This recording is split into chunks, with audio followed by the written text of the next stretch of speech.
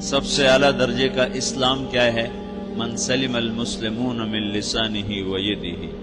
زندگی میں یہ طے کر لو، کوئی کتنا ہی تمہیں دکھ پہنچائے، کوئی کتنا ہی تمہاری بےعزتی کرے، چپ ہو جاؤ، سہ جاؤ۔ مرنے والے کی کیا عزت، کیا ذلت، میں نے تو مر کے دیکھا ہے، اور مجھے یہ حدیث سمجھ میں آئی ہے بڑی اچھی طرح، موتو قبل ان تموتو، کہ مرنے سے پہلے مر جاؤ۔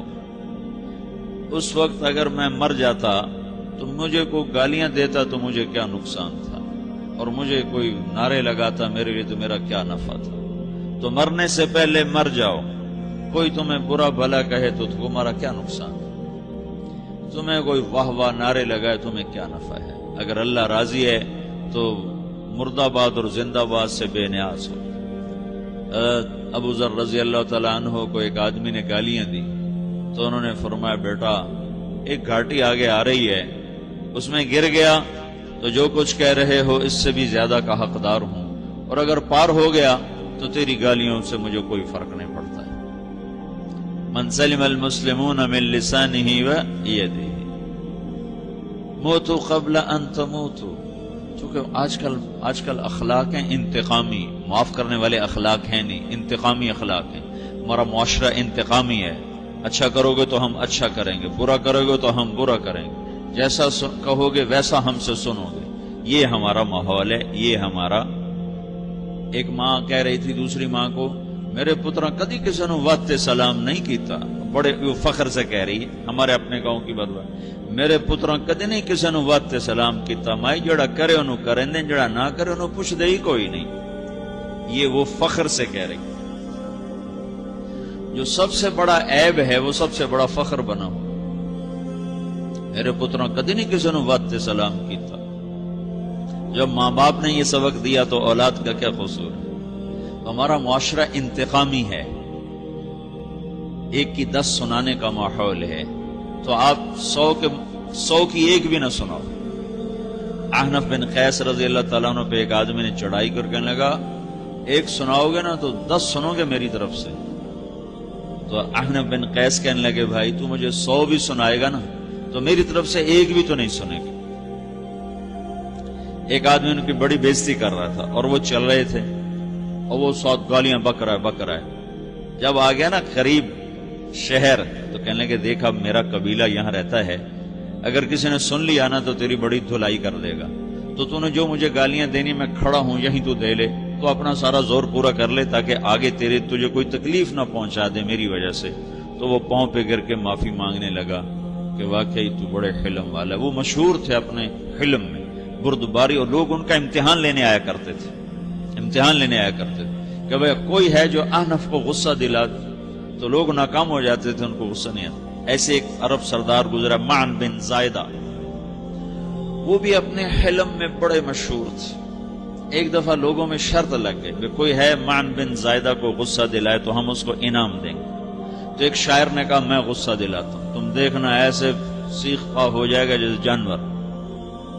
تو وہ چلا گیا اس کی مجلس میں، دربار لگا، عرب سردار تھا بہت بڑا، دربار لگا ہوا، تو کہتا السلام علیکم، وعلیکم السلام۔ تو معن بن زائدہ پر ایک دور بڑے فقر کا گزرا تھا، پھر اللہ نے اس کو بہت بڑی سرداری دی، بنو عباس کا بہت بڑا یہ وزیر گورنر تھا۔ تو کہتا اتذکر اذ لحافک جلد شاۃ واذ نعلاک من جلد البعیر، کیوں بھائی تجھے یاد ہے جب تیرا بستر بکری کی کھال تھا اور تیرے جوتے اونٹ کی کھال کے تھے؟ تو کہنے لگا کیوں نہیں یاد، بھلا کوئی ماضی بھی بھولتا ہے؟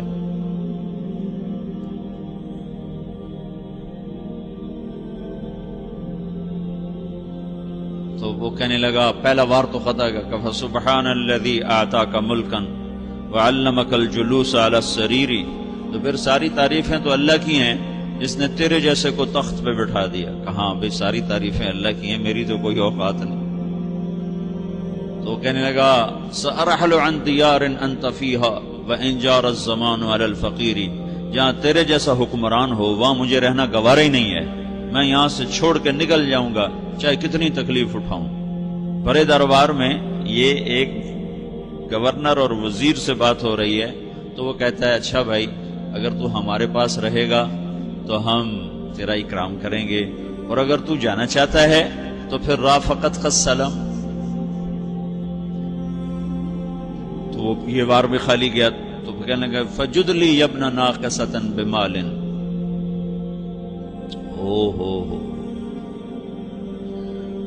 او گندی ماں کے بیٹے مجھے کچھ عطا بھی کر، میں بغیر پیسے کے سفر کیسے کروں گا؟ عرب کو کسی کو بھی ماں کی گالی دے دینا پھر عرب سردار ہو. فجد لی یبن ناقصۃ بمال،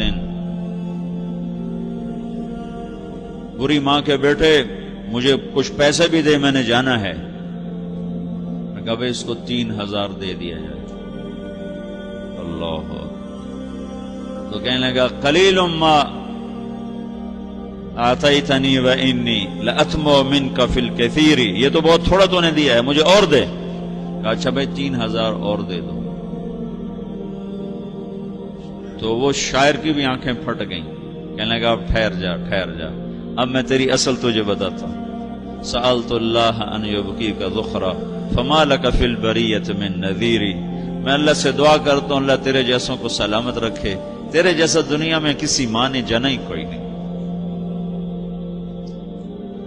فمنک الجود والافضال حقا وفضل یدیک کالبحر الغزیر، تو ہی سخی ہے، تو ہی کریم ہے، اور سمندر بھی تیری سخاوت کے آگے کچھ نہیں ہے. تو نے کہا اچھا بھائی تو نے ہماری برائی کی، ہم نے تمہیں 6000 دیے، اب تو نے ہماری تعریف کی، اب 10,000 اور دے دو اس کو. باتیں ہی رہ گئیں، باتیں ہی رہ گئیں. کہاں سے لائیں ایسے لوگ؟ ہمارا معاشرہ انتقامی ہے، بدلہ لینے کا ہے، بدلہ لینے کا. تو میرے ساتھ کیا میں نے بھی کرنا ہے. اعلیٰ درجے کا اسلام یہ سکھا رہا نہیں چپ ہو جاؤ، سلام مت بن جاؤ، سلامتی بن جاؤ، سلامتی کی علامت بن جاؤ. من سلم المسلمون من لسانہ ویدہ. اب وہ سوال کرتا ہے یا رسول اللہ ای الایمان افضل، سب سے اعلیٰ درجے کا ایمان کیا ہے؟ اسلام کیا ہے؟ کلمہ، نماز، روزہ، حج، زکات. اعلیٰ درجے کا اسلام کیا ہے؟ من سلم المسلمون من لسانہ ویدہ. یہ اخلاق کا ادنا درجہ ہے، ادنا درجہ ہے. ادنا درجے پر پہنچ کر آپ اسلام میں اعلیٰ درجے پر آ سکتے ہیں. وہ سوال کرتا ہے ایمان کیا ہے؟ تو آپ نے کہا اللہ پر، فرشتوں پر، کتابوں پر، رسولوں پر، موت کے بعد کی زندگی پر، تقدیر پر.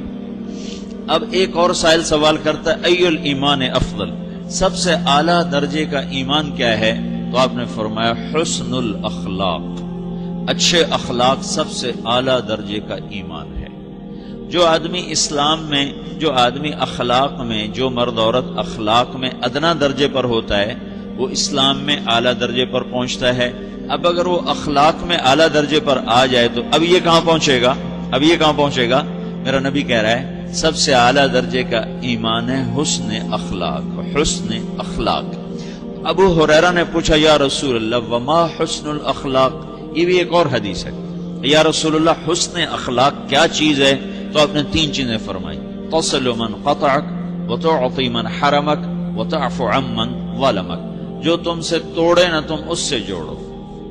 نہیں کرتا سلام نہ کریں، کوئی ہم چھوٹے باپ کے ہیں؟ ہم تو کبھی بھی نہ کریں، ہم تو کبھی بھی نہ منہ تھوکیں بھی نہیں ہم تو میرا نبی کہہ رہا ہے جو توڑے تم اس سے جوڑو، جو محروم کرے اسے عطا کرو، جو زیادتی کرے اس سے درگزر کرو.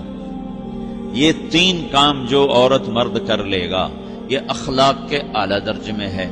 جب یہ اخلاق کے اعلیٰ درجے پر پہنچتا ہے تو پھر میرا نبی کیا بشارت دیتا ہے؟